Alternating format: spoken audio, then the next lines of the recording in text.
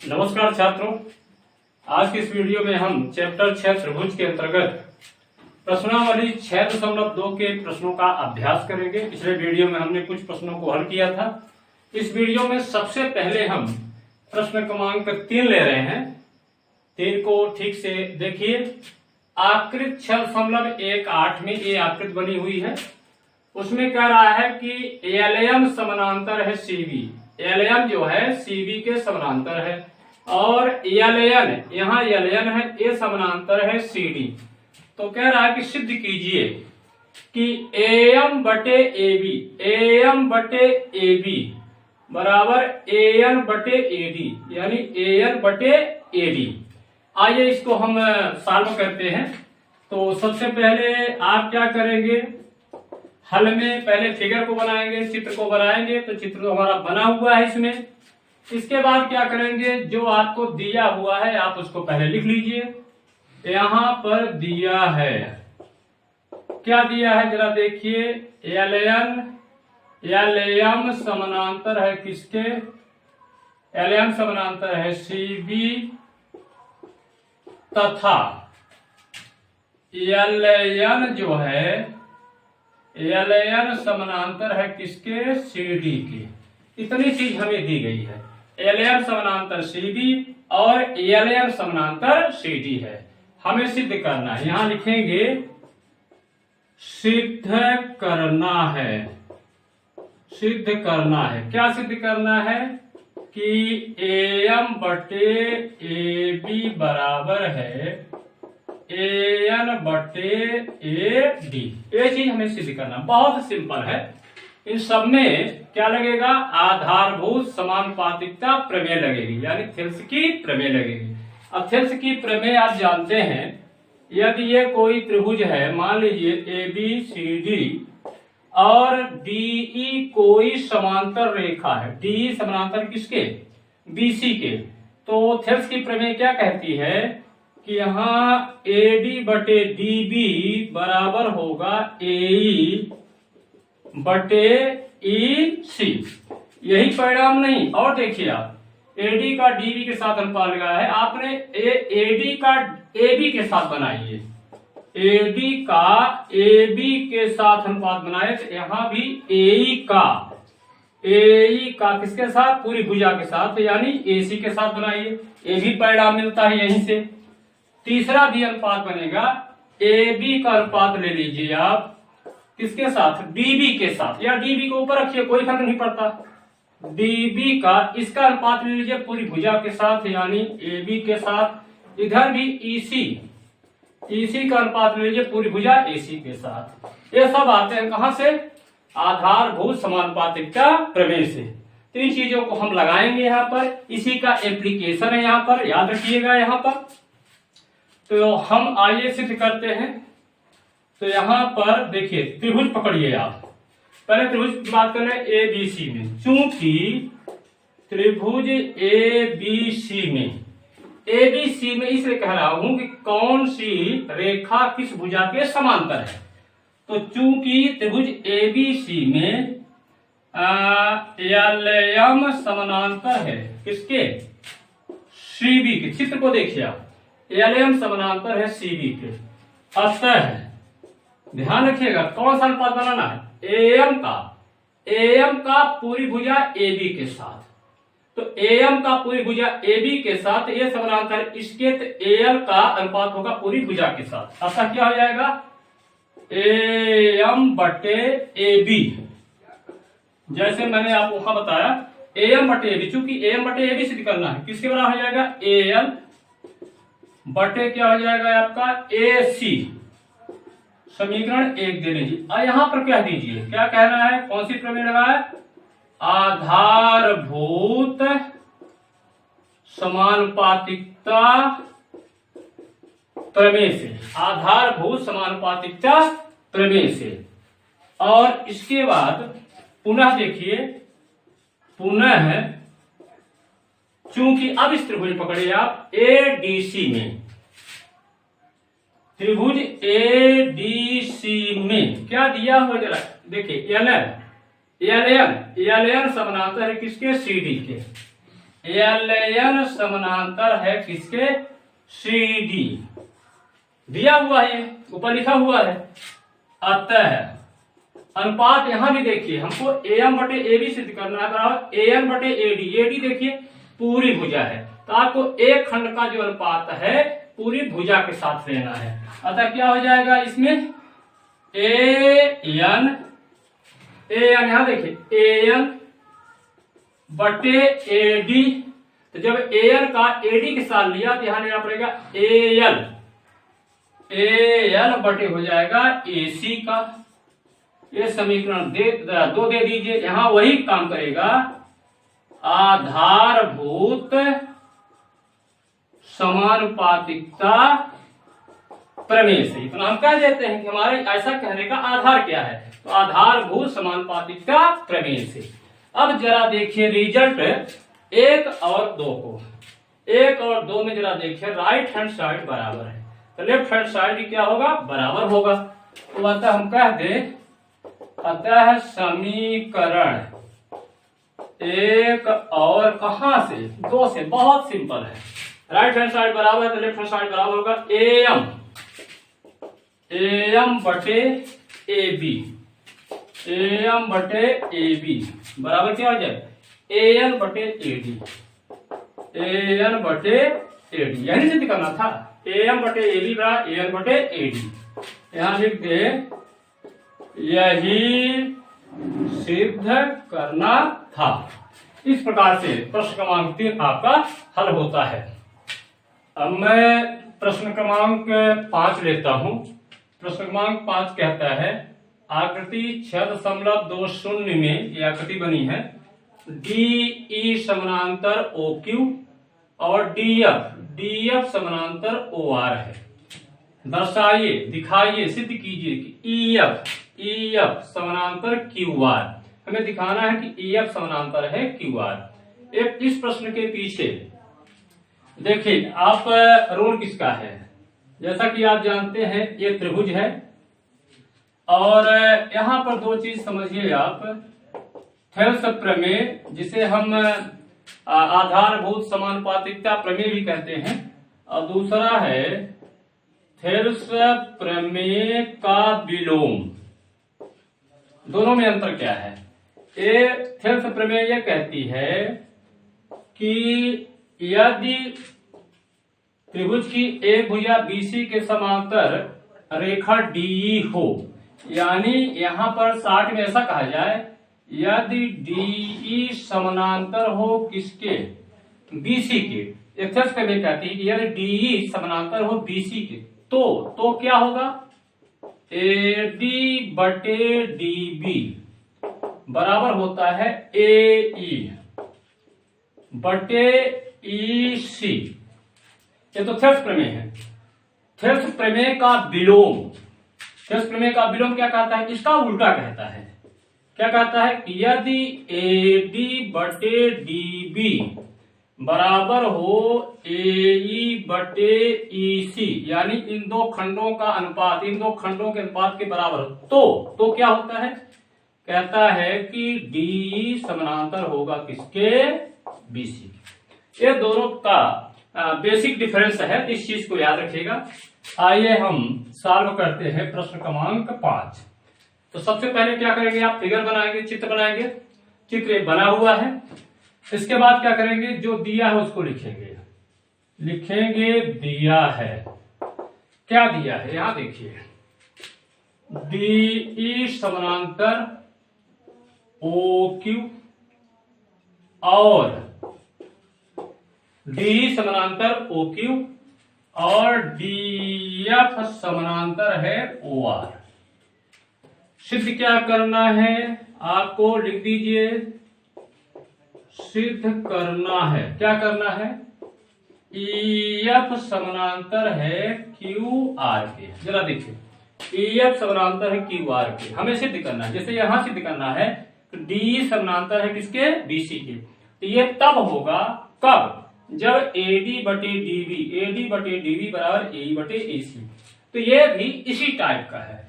EF QR के समानांतर कब होगा? जब PE बटे EQ बराबर PF बटे FR।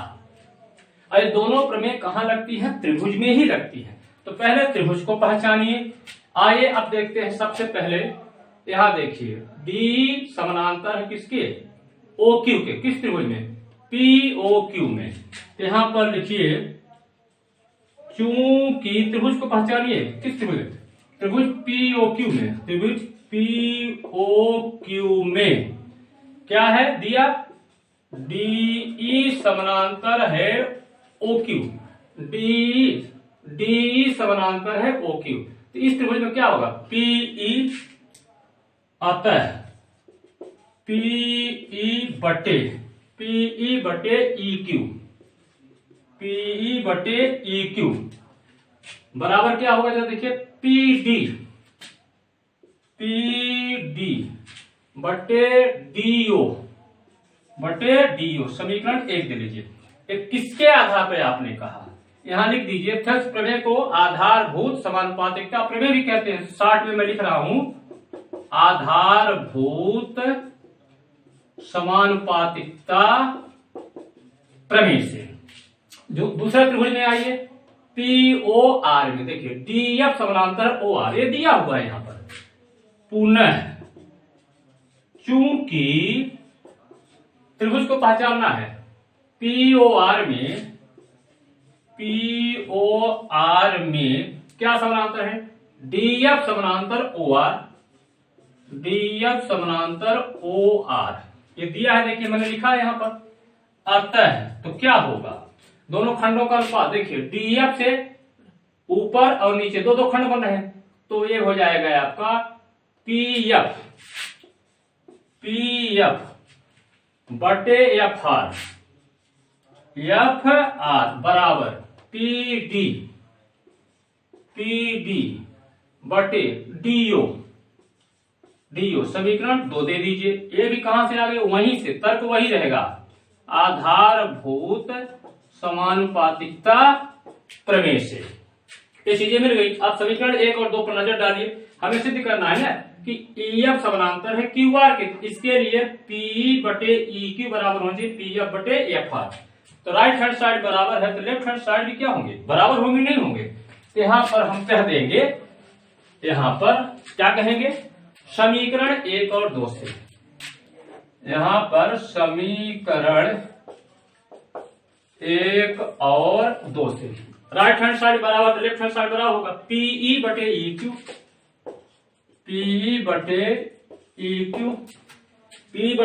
बराबर PF बटे क्या? FR। अब देखिए, मेरा काम हो चुका है। थेल्स की प्रमेय का विलोम। यहां देखिए, ये अनुपात बराबर हो तो ये इसके समानांतर होती है। तो अनुपात देखिए, PE बटे EQ बराबर है PF बटे क्या? FR। तो ये जो रेखा EF है QR के समानांतर होगी। तो अतः क्या कह देंगे सीधे? EF समानांतर क्या? EF समानांतर QR। कहां से कहेंगे? यहां दे दीजिए, थेल्स, चाहे थेल्स लिखिए चाहे आधारभूत समानुपातिकता प्रमेय के विलोम से या थेल्स प्रमेय के विलोम से। यही सिद्ध करना था, आपका सिद्ध हो गया। यहां लिख सकते हैं आप, यही सिद्ध करना था, ये आपका सिद्ध हो गया। इस प्रकार से प्रश्न क्रमांक 5 हल होता है। अब मैं प्रश्न क्रमांक 7 लेता हूं। प्रश्न क्रमांक 7 ये कहता है कि आधारभूत समानुपातिकता प्रमेय का प्रयोग करते हुए सिद्ध कीजिए कि एक त्रिभुज की एक भुजा के मध्य बिंदु से होकर दूसरी भुजा के समांतर खींची गई रेखा तीसरी भुजा को समद्विभाजित करती है। इस प्रॉब्लम को, इस प्रश्न में याद कीजिए आप, 9th क्लास में भी यही प्रॉब्लम आपने सॉल्व किया था, लेकिन वहां पर आधारभूत समानुपातिकता प्रमेय का इस्तेमाल नहीं किए थे। यहां पर इसी प्रॉब्लम को, प्रश्न को हमें सॉल्व करना है, थेल्स प्रमेय के प्रयोग से, या उसी को बोलते हैं आधारभूत समानुपातिकता प्रमेय। आइए सॉल्व करते हैं इसको। बहुत सिंपल है। सबसे पहले हम चित्र बना लेते हैं, तो बहुत सारी चीजें अपने आप स्पष्ट हो जाती हैं। ये हमारा चित्र है, त्रिभुज है ABC, और कह रहा है कि एक भुजा के मध्य बिंदु, एक भुजा AB को मान लीजिए, इसका मध्य बिंदु है, नाम दे दीजिए D। इस मध्य बिंदु से दूसरी भुजा के समांतर यानी BC के समांतर एक रेखा खींचिए। जाहिर है ये AC भुजा को किसी न किसी बिंदु पर प्रतिच्छेद करेगी, तो मान लेते हैं ये बिंदु पर प्रतिच्छेद करती है। तो कह रहा है कि यदि D जो कि AB का मध्य बिंदु है, इस बिंदु से होकर के दूसरी भुजा के समांतर रेखा खींची जाए, तो यह तीसरी भुजा को समद्विभाजित करती है। अर्थात यहां पर AE बराबर EC, अर्थात E जो है AC का क्या होगा, मध्य बिंदु होगा। ये हमें सिद्ध करना। समद्विभाजित का मतलब दो बराबर भागों में बांटती है। तो जो रूल है, नियम है, क्या कहते हैं प्रमेय को सिद्ध करने के लिए सवाल को दिया है, पहले लिख लीजिए। क्या दिया है, एक त्रिभुज का नाम लिया है, तो नाम ले लीजिए त्रिभुज ABC की, या ऐसा कह लीजिए एक त्रिभुज ABC है जिसकी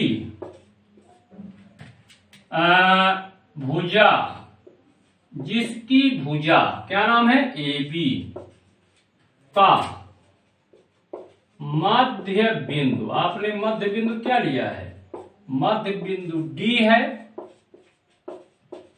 तथा DE समानांतर है किसके, BC की तरह आपको दिया हुआ है। सिद्ध करना है, क्या करना है, सिद्ध करना है कि तीसरी भुजा को ये रेखा क्या करती, समद्विभाजित करती है। अर्थात AE बराबर, समद्विभाजित के मतलब दो बराबर भागों में बांटना, इसका मतलब ये मध्य बिंदु होगा, मध्य बिंदु होगा तो दोनों खंड आपस में बराबर होंगे। तो दिखाना है कि AE बराबर क्या हो जाएगा, EC। ये हमें सिद्ध करना है। रचना है, आपको कुछ नहीं करना है। यहां पर आइए अब हम इसको सॉल्व करते हैं। तो यहां पर सॉल्व कैसे करेंगे, आप यहां पर चाहे तो लिख सकते हैं उपपत्ति, चाहे तो लिख सकते हैं, या प्रॉब्लम सॉल्व कर रहे हैं। तो यहां पर आप देखिए, यहां पर हम लगाएंगे थेल्स की प्रमेय या आधारभूत समानुपातिकता प्रमेय।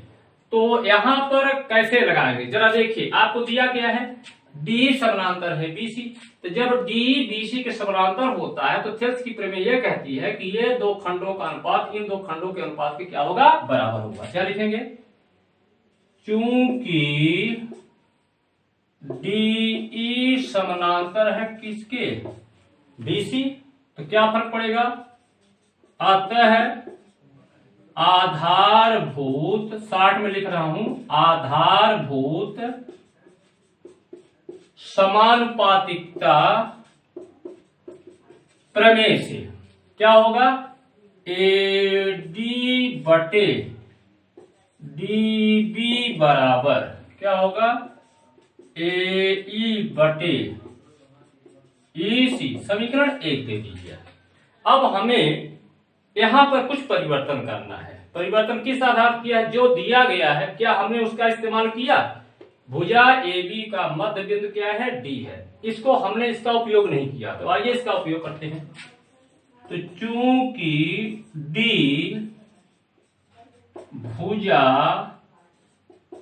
AB का मध्य बिंदु है, चूंकि D भुजा AB का मध्य बिंदु है, अतः AD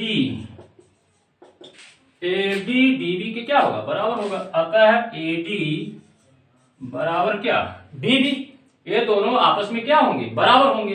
अब इसका इस्तेमाल हम कहां कर ले, समीकरण 1 में कर ले, यानी AD को हटाए DB रखें, या DB को हटा के क्या लिखें, AD। चलिए AD को हटा देते हैं, अतः क्या कहे, अतः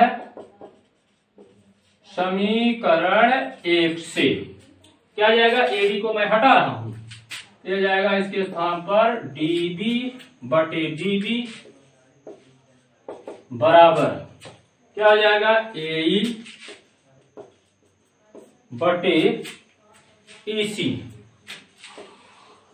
अब ये बराबर हो गए तो क्या हो गए, कट गए, तो यहां पर क्या आया, 1 बराबर एई बटे ईसी, पीछा गुणा कर दीजिए, ये हो जाएगा ईसी बराबर हो जाएगा आपका एई, या इसको पहले लिख दीजिए, या एई बराबर ईसी, यही सिद्ध करना था, यानी एई बराबर ईसी, यही